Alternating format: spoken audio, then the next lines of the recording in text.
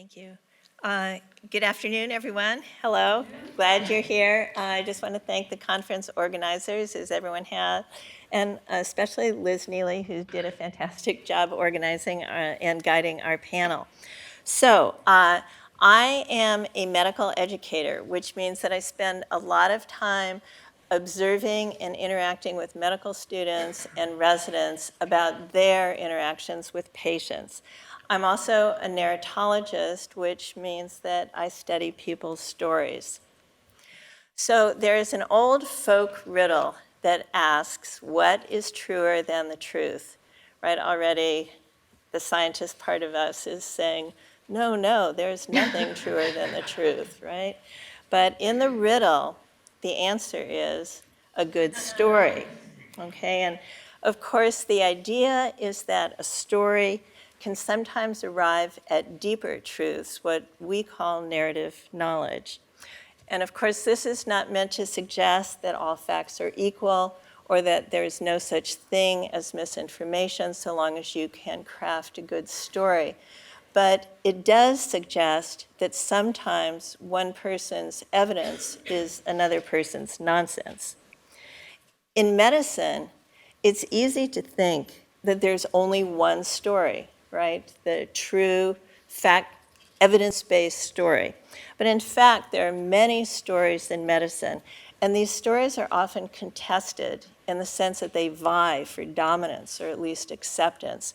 For example, when the patient's story conflicts with the doctor's facts, sometimes the patient's story is ignored. There are a lot of stories in medicine that are never heard at all. For example, those of a family member that nevertheless might be relevant. A narrative approach in medicine seeks to find these different stories and help doctors and patients listen more carefully to each other. This slide is for your reference only.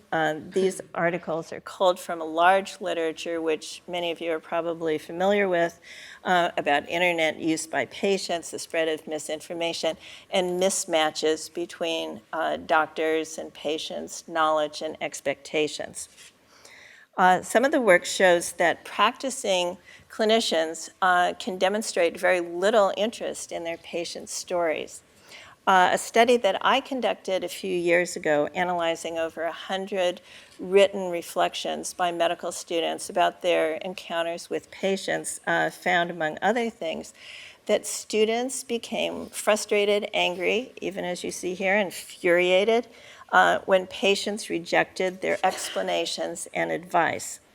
What seemed to frustrate students most was their lack of control. They could not force the patient to comply with what the student knew was best for them. And in these examples, you can literally hear the student's disbelief and shock. The source of this astonishment stems from the fact that students were convinced of the rightness, the superiority of their knowledge, their stories, over that of their patients. And in these situations, these students were not interested in the patient's story because it was not factually correct, it was wrong. Instead, the students attempted to persuade the patient using the stories that were compelling to the medical students, stories that were evidence-based, double-blind studies, statistics, percentages. But the patients had what to them were more compelling, trustworthy sources of information, and those formed the basis of their stories. Students sometimes observed a similar lack of interest in their own physician mentors and professors about their patients' stories. And the following scenario that I am going to kind of role play for you, between a doctor and a patient with worsening diabetes, is a composite based on several student narratives. So the doctor starts off saying to the patient, your lab work indicates your diabetes is still out of control. Patient, but I still feel fine. Doctor, little eye rolling. Look at your labs. look at your hemoglobin A1C. You need to get serious about changing your diet, exercising, and you need to start insulin. Here's a prescription. Patient doesn't take the prescription. My cousin told me about a tea that she says can cure diabetes.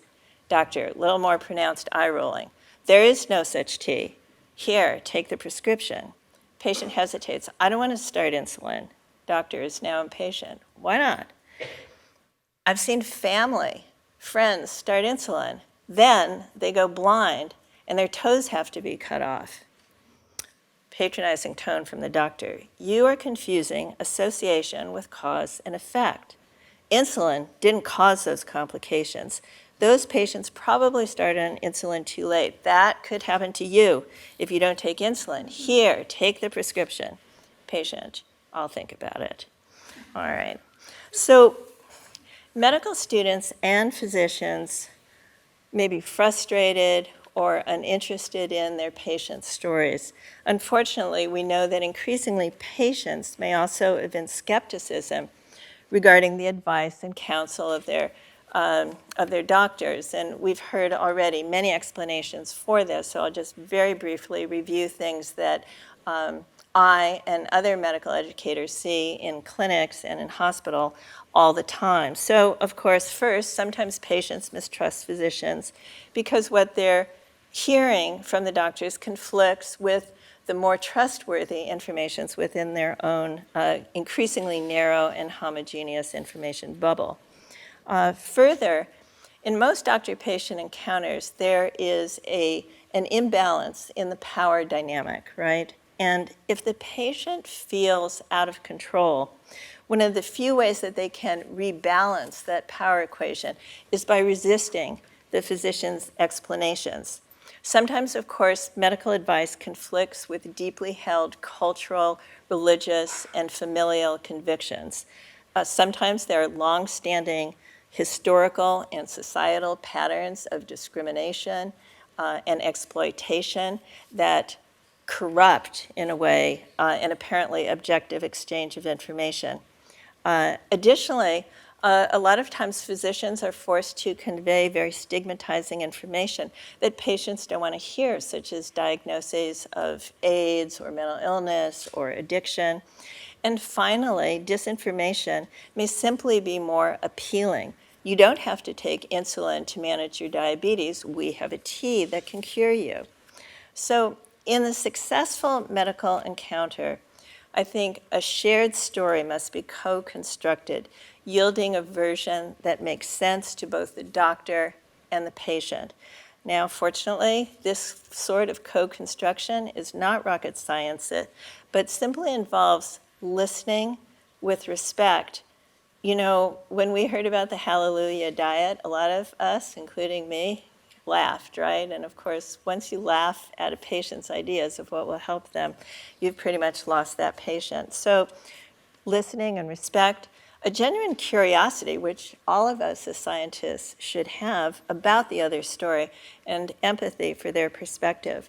Returning to the patient with diabetes, her primary care doctor could take the patient's concerns about insulin causing diabetic complications more seriously and be interested in her thinking.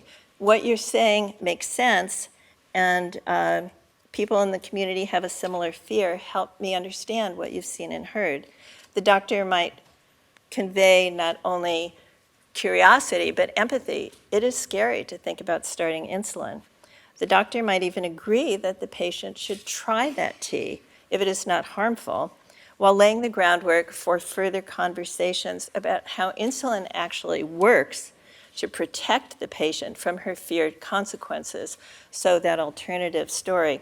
Finally, instead of prescribing insulin at the encounter, the doctor might prescribe participation in a group medical visit with other patients with diabetes, so the patient could share her worries and listen to their stories about their own experiences with insulin.